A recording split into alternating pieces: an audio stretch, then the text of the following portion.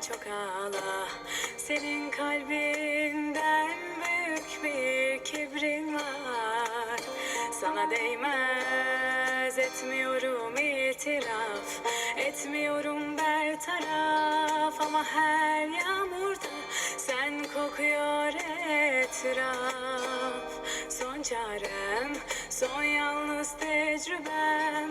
Herkes de mutluyken sen bize yağma,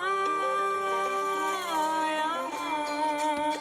Bizi temizlemez senin suyun.